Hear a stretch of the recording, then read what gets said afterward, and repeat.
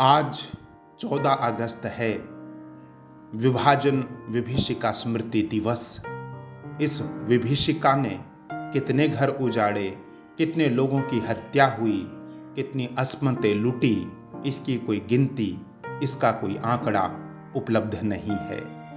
कहानीमाला में आज मैं आपके लिए लेकर आया हूं विभाजन विभीषिका पर आधारित एक महत्वपूर्ण कहानी, मेरा वतन, जिसके लेखक हैं विष्णु प्रभाकर।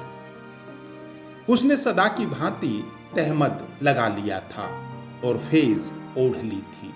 उसका मन कभी कभी साइकिल के ब्रेक की तरह तेजी से झटका देता, परंतु पैर यंत्रवत आगे बढ़े चले जाते। यद्यपि इस प्रयोग के कारण वह बेतरह कांप कांप जाता, पर उसकी गति में तनिक भी अंतर न पड़ता। देखने वालों के लिए वह एक अर्ध विक्षिप्त से अधिक कुछ नहीं था।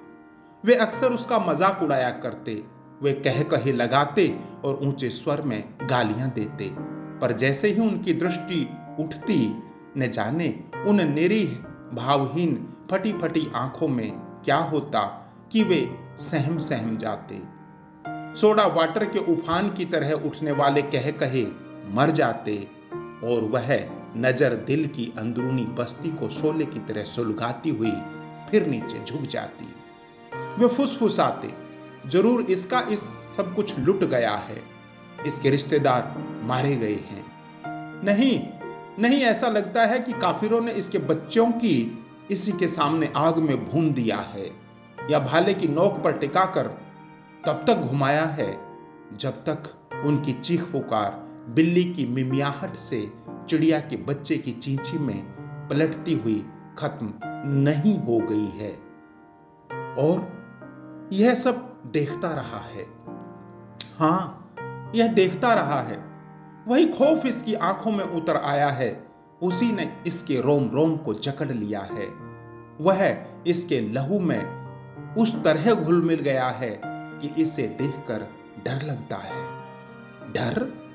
किसी ने कहा, इसकी आंखों में मौत की तस्वीर है। वह मौत जो कत्ल, खुरेंजी और फांसी का निजाम संभालती है।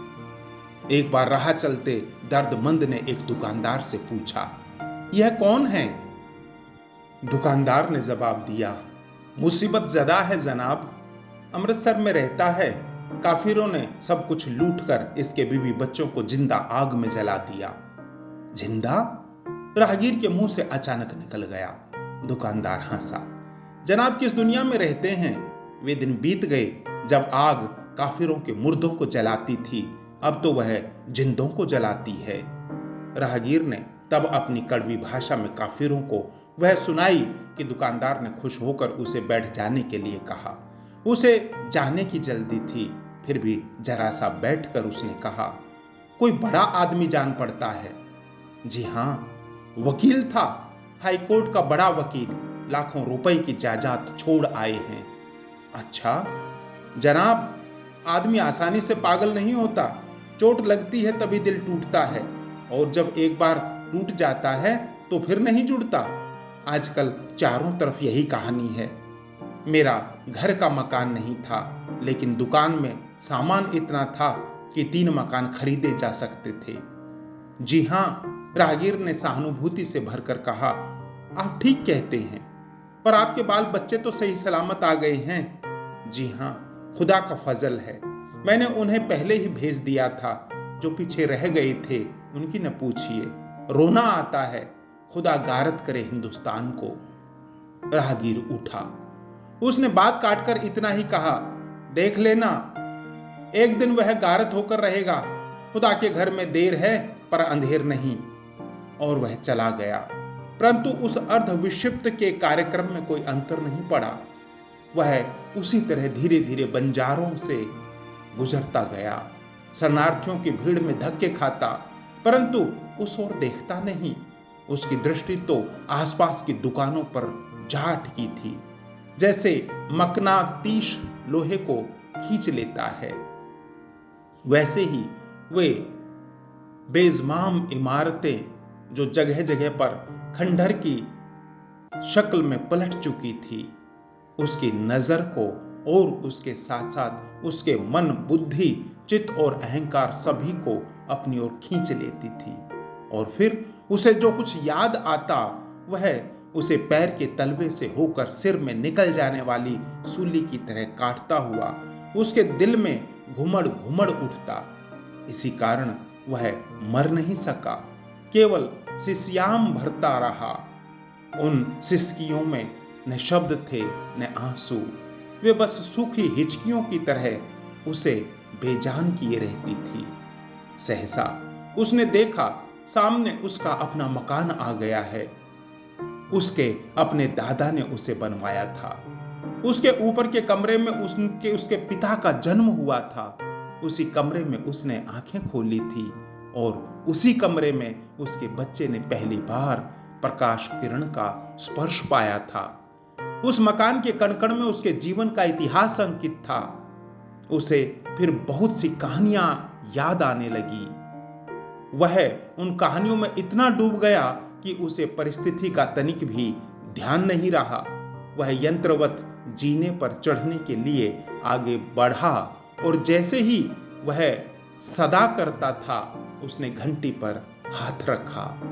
बेजान घंटी शोर मचाने लगी और तभी उसकी नींद टूट गई। उसने घबराकर अपने चारों ओर देखा। वहां सब एक ही जैसे आदमी नहीं थे, वे एक जैसी जबान भी नहीं बोलते थे। फिर भी उनमें ऐसा कुछ था जो उन्हें एक बना रहा था और वह इस एक में अपने लिए कोई जगह नहीं पाता था। उसने तेजी से आगे बढ़ना चाहा, पर तभी ऊपर से एक व्यक्ति उतर कर आया। उसने ढीला पाजामा और कुर्ता पहना था। पूछा, कहिए जनाब। वह अचकचाया। जी जनाब, किसे पूछते थे? जी, मैं पूछता था कि मकान खाली है। ढीले पाजामे वाले व्यक्ति ने उसे ऐसे देखा कि जैसे वह कोई चोर या उठाई गिरा हो। फिर मुंह बनाकर तल्खी से जवाब दिया, जनाब तशरीफ ले जाइए वरना। आगे उसने क्या कहा वह यह सुनने के लिए नहीं रुका। उसकी गति में तूफान भर उठा। उसके मस्तिष्क में बवंडर उठ खड़ा हुआ और उसका चिंतन गति की चट्टान पर टकराकर पाश पाश हो गया। उसे जब होश आया तो वह अनारकली से लेकर माल तक का समूचा बाजार लांघ चुका था। वह बहुत दूर निकल आया था। वहां आकर वह तेजी से कांपा। एक टीस ने उसे कुरेद डाला, जैसे बढ़ई ने पेंच में पेंचकस डालकर पूरी शक्ति के साथ उसे घुमाना शुरू कर दिया हो। हाईकोर्ट की शानदार इमारत उसके सामने थी। वह दृष्टि गड़ाकर उसके कंगूरों को देखने लगा। उसने बरामदे की कल्पना की। उसे याद आया वह कहां बैठता था, वह कौन से कपड़े पहनता था। सहसा उसका हाथ सिर पर गया जैसे उसने सांप को छुआ हो। उसने उसी क्षण हाथ खींच लिया, पर मोहक स्वप्नों ने उस रंगीन दुनिया की रंगीनी को उसी तरह बनाए रखा। वह तब इस दुनिया में इतना डूब चुका था कि बाहर की जो वास्तविक दुनिया है वह उसके लिए मृग तृष्णा बन गई थी। उसने अपने पैरों के नीचे की धरती को ध्यान से देखा, देखता रहा। सिनेमा की तस्वीरों की तरह अतीत की एक दुनिया, एक शानदार दुनिया उसके अंतस्तल में उतर आई। वह इसी धरती पर चला करता था। उसके आगे पीछे उसे नमस्कार करते, सलाम झुकाते बहुत से आदमी चलते आते थे। दूसरे वकील हाथ मिलाकर शिष्टाचार प्रदर्शित करते और विचारों के हनुमान ने समुद्र पार करने के लिए छलांग लगाई। उसका ध्यान जज के कमरे पर जाकर केंद्रित हो गया। जब वह अपने केस में बहस शुरू करता तो कमरे में सन्नाटा छा जाता। केवल उसकी वाणी की प्रतिध्वनि ही वहां गूंजा करती। केवल मिलार्ड शब्द बार बार उठता और मिलार्ड कलम रखकर उसकी बातें सुनते। हनुमान फिर कूदे। अब वह बार एसोसिएशन के कमरे में आ गया था। इस कमरे में न जाने कितने बेबाक कह कहे उसने लगाए, कितनी बार राजनीति पर उत्तेजित कर देने वाली बहसें की, महापुरुषों को श्रद्धांजलियां अर्पित की, विदा और स्वागत के खेल खेले। वह अब उस कुर्सी के बारे में सोचने लगा जिस पर वह बैठा करता था, उस कमरे की दीवार के साथ साथ दरवाजे के पायदान की याद भी आ गई। कभी कभी ये छोटी छोटी तफसीलें आदमी को कितना सुकून पहुंचाती हैं। इसलिए वह सब कुछ भूलकर सदा की तरह झूमता हुआ आगे बढ़ा। पर तभी जैसे किसी ने उसे कचोट लिया, उसने देखा कि लॉन की हरी हरी घास मिट्टी में समा गई है। रास्ते बंद हैं। केवल डरावनी आंखों वाले सैनिक मशीन गन संभाले और हेलमेट पहने तैयार खड़े हैं कि कोई आगे बढ़े और वे शूट कर दें। उसने हरी वर्दी वाले होम गार्डों को भी देखा और देखा कि राइफल थामे पठान लोग जब मन में उठता है तब फायर कर देते हैं। वे मानो छड़ी के स्थान पर राइफल का प्रयोग करते हैं और उनके लिए जीवन की पवित्रता बंदूक की गोली की सफलता पर निर्भर करती है। उसे स्वयं जीवन की पवित्रता से अधिक मोह नहीं था। वह खंडरों के लिए आंसू भी नहीं बहाता था। उसने अग्नि की पवित्र लपटों को, उसने अग्नि की प्रज्वलित लपटों को अपनी आंखों से उठते देखा था। उसे तब खांडव वन की याद आ गई थी, जिसकी नींव पर इंद्रप्रस्थ सरीखे वैभवशाली और कलामय नगर का निर्माण हुआ था। तो क्या इस महानाश की उस कला के कारण महाभारत संभव हुआ, जिसने इस अभागे देश के मदोन्मत्त किंतु जर्जरित शौर्य को सदा के लिए समाप्त कर दिया? क्या आज फिर वही कहानी दोहराई जाने वाली है? एक दिन उसने अपने बेटे से कहा, जिंदगी न जाने क्या क्या खेल खेलती है। वह तो बहुरूपिया है। दूसरी दुनिया बनाते हमें देर नहीं लगती। परमात्मा ने मिट्टी इसलिए बनाई कि हम उसमें से सोना पैदा करें।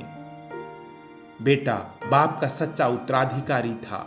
उसने परिवार को एक छोटे से कस्बे में छोड़ा और आप आगे बढ़ गया। वह अपनी उजड़ी हुई दुनिया फिर से बसा लेना चाहता था, पर तभी अचानक छोटे भाई का तार मिला।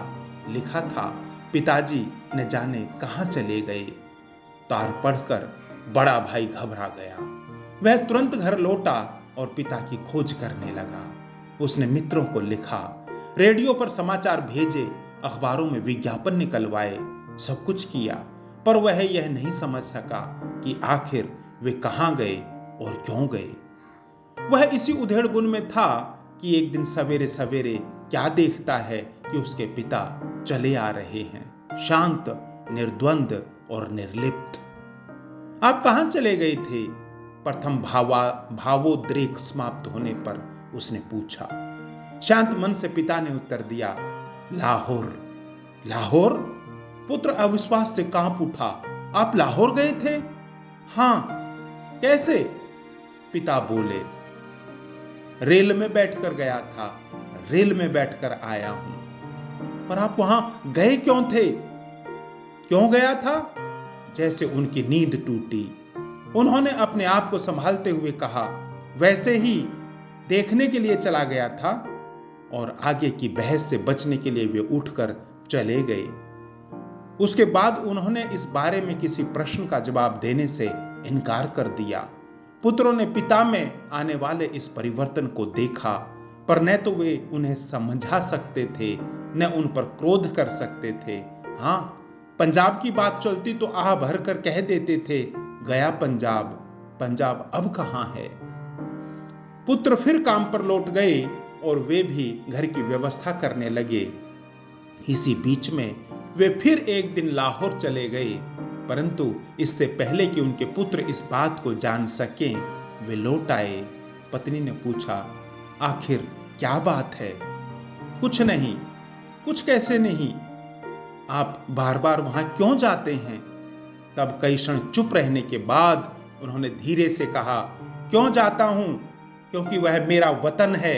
मैं वहीं पैदा हुआ हूं। वहां की मिट्टी में मेरी जिंदगी का राज छिपा है।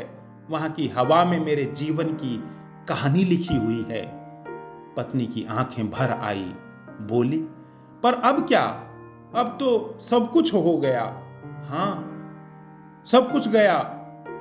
उन्होंने कहा, मैं जानता हूं अब कुछ नहीं हो सकता, पर न जाने क्या होता है। उसकी याद आते ही मैं अपने आप को भूल जाता हूँ और मेरा वतन मिकनातीस की तरह मुझे अपनी ओर खींच लेता है। पत्नी ने जैसे पहली बार अपने पति को पहचाना हो, अवाक सी 2 क्षण वैसे ही बैठी रही, फिर बोली, आपको अपने मन को संभालना चाहिए। जो कुछ चला गया उसका दुख तो जिंदगी भर सालता रहेगा, भाग्य में यही लिखा था, पर अब जानबूझकर आग में कूदने से क्या लाभ। हाँ, अब तो जो कुछ बचा है उसी को सहेज कर गाड़ी खींचना ठीक है, उसने पत्नी से कहा और फिर जी जान से नए कार्य क्षेत्र में जुट गया। उसने फिर वकालत का चोगा पहन लिया। उसका नाम फिर बार एसोसिएशन में गूंजने लगा। उसने अपनी जिंदगी को भूलने का पूरा पूरा प्रयत्न किया और शीघ्र ही वह अपने काम में इतना डूब गया कि देखने वाले दांतों तले उंगली दबाकर कहने लगे, इन लोगों में कितना जीवट है। सैकड़ों वर्षों में अनेक पीढ़ियों ने अपने अपने को खपाकर जिस दुनिया का निर्माण किया था, वह क्षण भर में राख का ढेर हो गई और बिना आंसू बहाए उसी तरह ये लोग क्षणों में नई दुनिया बना देना चाहते हैं। उनका अचरज ठीक था। तंबुओं और कैंपों के आसपास, सड़कों के किनारे, राहत से दूर भूत प्रेतों के चिर परिचित अड्डों में, उजड़े गांवों में, खोले और खादर में, जहां कहीं भी मनुष्य की शक्ति कुंठित हो चुकी थी, वहीं ये लोग पहुंच जाते थे और पादरी के नास्तिक मित्र की तरह नरक को स्वर्ग में बदल देते थे। इन लोगों ने जैसे कसम खाई थी कि धरती असीम है, असीम है, फिर निराशा कहाँ रह सकती है। ठीक उसी समय जब उसका बड़ा पुत्र अपनी नई दुकान का मुहूर्त करने वाला था, उसे एक बार फिर छोटे भाई का तार मिला, पिताजी 5 दिन से लापता हैं। पढ़कर वह क्रुद्ध हो उठा और तार के टुकड़े टुकड़े करके उसने दूर फेंक दिए। चिनचिनाकर बोला, वे नहीं मानते तो उन्हें अपने किए का फल भोगना चाहिए, वे अवश्य लाहौर गए हैं। उसका अनुमान सच था। जिस समय वे यहाँ चिंतित हो रहे थे, उसी समय लाहौर के एक दुकानदार ने एक अर्ध विक्षिप्त व्यक्ति को, जो तहमद लगाए, फेज कैप ओढ़े, फटी फटी आंखों से चारों ओर देखता हुआ घूम रहा था, पुकारा, शेख साहब सुनिए तो, बहुत दिन में दिखाई दिए, कहाँ चले गए थे। उस अर्ध विक्षिप्त पुरुष ने थकी हुई आवाज में जवाब दिया, मैं अमृतसर चला गया था। क्या? दुकानदार ने आंखें फाड़कर कहा, अमृतसर? हाँ, अमृतसर गया था। अमृतसर मेरा वतन है। दुकानदार की आंखें क्रोध से चमक उठी, बोला, मैं जानता हूं अमृतसर में 3.5 लाख मुसलमान रहते थे, पर आज एक भी नहीं है। हाँ, उसने कहा, वहां आज एक भी मुसलमान नहीं है। काफिरों ने सबको भगा दिया, पर हमने भी कसम नहीं छोड़ी। आज लाहौर में एक भी हिंदू या सिख नहीं है और कभी होगा भी नहीं। वह हंसा, उसकी आंखें चमकने लगी, उसमें एक ऐसा रंग भर उठा जो बेरंग था और वह हंसता चला गया, हंसता चला गया। वतन, धरती, मोहब्बत, सब कितनी छोटी छोटी बातें हैं। सबका बड़ा मजहब है, सबसे बड़ा मजहब है, दीन है, खुदा का दीन। जिस धरती पर खुदा का बंदा रहता है, उस धरती पर खुदा का नाम लिया जाता है। वह मेरा वतन है, वह मेरी धरती है और वही मेरी मोहब्बत है। दुकानदार ने धीरे से अपने दूसरे साथी से कहा, आदमी जब होश खो बैठता है तो कितनी सच्ची बात कहता है। साथी ने जवाब दिया, जनाब, तब उसकी जबान से खुदा बोलता है। बेशक, उसने कहा और मुड़कर उस अर्ध विक्षिप्त से बोला, शेख साहब, आपको घर मिला? सब मेरे ही घर हैं। दुकानदार मुस्कुराया, लेकिन शेख साहब जरा बैठिए तो, अमृतसर में किसी ने आपको पहचाना नहीं? वह ठहाका मार कर हंसा, 3 महीने जेल में रहकर लौटा हूं। सच? हाँ, उसने आंखें मटकाकर कहा, तुम जीवट के आदमी हो? और तब दुकानदार ने खुश होकर उसे रोटी और कबाब मंगा कर दिए। लापरवाही से उन्हें पल्ले में बांधकर और एक टुकड़े को चबाता हुआ वह आगे बढ़ गया। दुकानदार ने कहा, अजीब आदमी है, किसी दिन लखपति था, आज फाका मस्त है। खुदा अपने बंदों का खूब इम्तिहान लेता है। जन्नत ऐसे को ही मिलता है। जी हाँ, हिम्मत भी खूब है, जानबूझकर आग में जा कूदा। वतन की याद ऐसी ही होती है। उसके साथी ने, जो दिल्ली का रहने वाला था, कहा, जब मुझे दिल्ली की याद आती है तो दिल भर आता है। उतने कष्ट की कल्पना करना तो दूसरे ने भोगा है, असंभव जैसा है। फिर भी यातना की समानता के कारण दो मित्र व्यक्तियों की संवेदना एक बिंदु पर आकर एक हो जाती है। वह आगे बढ़ रहा था, माल पर भीड़ बढ़ रही थी, कारें भी कम नहीं थी। अंग्रेज, एंग्लो इंडियन तथा ईसाई नारियां पहले की तरह ही बाजार में देखी जा सकती थी। फिर भी उसे लगा कि वह माल जो उसने देखी थी यह नहीं है। शरीर अवश्य कुछ वैसा ही है, पर उसकी आत्मा वह नहीं है। लेकिन यह भी उसकी दृष्टि का दोष था। कम से कम वे जो वहां घूम रहे थे उनका ध्यान आत्मा की ओर नहीं था। एकाएक वह पीछे मुड़ा। उसे रास्ता पूछने की जरूरत नहीं थी। बैल अपनी डगर को पहचानते हैं। उसके पैर भी दृढ़ता से रास्ते पर बढ़ रहे थे और विश्वविद्यालय की आलीशान इमारत एक बार फिर सामने आ रही थी। उसने नुमाइश की ओर एक दृष्टि डाली, फिर बुलनर के बुत की तरफ से होकर वह अंदर चला गया। उसे किसी ने नहीं रोका। वह लॉ कॉलेज के सामने निकल आया।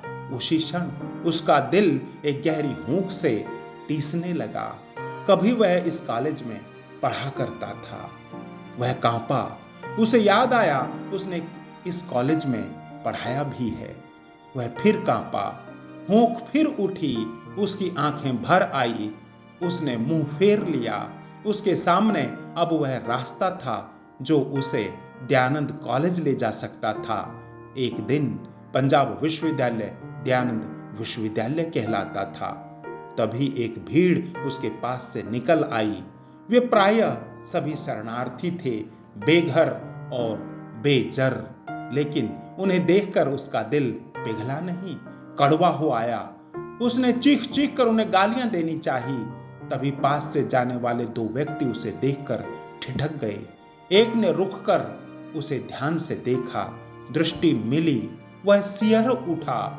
सर्दी गहरी हो रही थी और कपड़े कम थे। वह तेजी से आगे बढ़ गया। वह जल्दी से जल्दी कॉलेज कैंप में पहुंच जाना चाहता था। उन दो व्यक्तियों में से एक ने, जिसने उसे पहचाना था, दूसरे से कहा, मैं इसको जानता हूं। कौन है? हिंदू।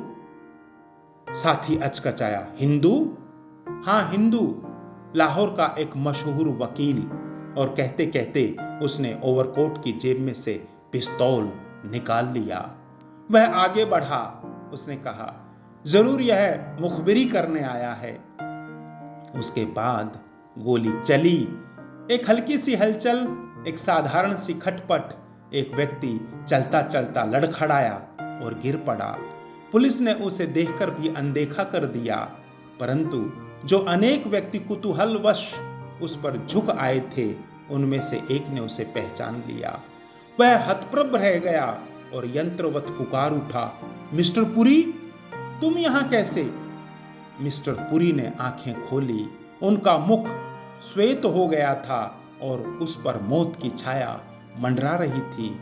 उन्होंने पुकारने वाले को देखा और पहचान लिया। धीरे से कहा, हसन। आंखें फिर मिच गई। बदहवास हसन ने चिल्लाकर सैनिक से कहा, जल्दी करो, टैक्सी लाओ, मेयो अस्पताल चलना है अभी। भीड़ बढ़ती जा रही थी। फौज, पुलिस और होमगार्ड सबने घेर लिया।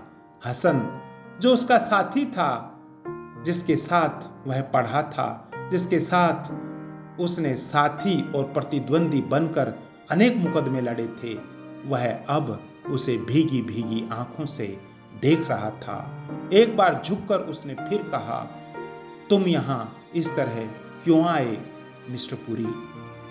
मिस्टर पुरी ने इस बार प्रयत्न करके आंखें खोली और वे फुसफुसाए, मैं यहाँ क्यों आया? मैं यहाँ से जा ही कहाँ सकता हूँ? यह मेरा वतन है हसन, मेरा वतन। और फिर उसकी यातना का अंत हो गया।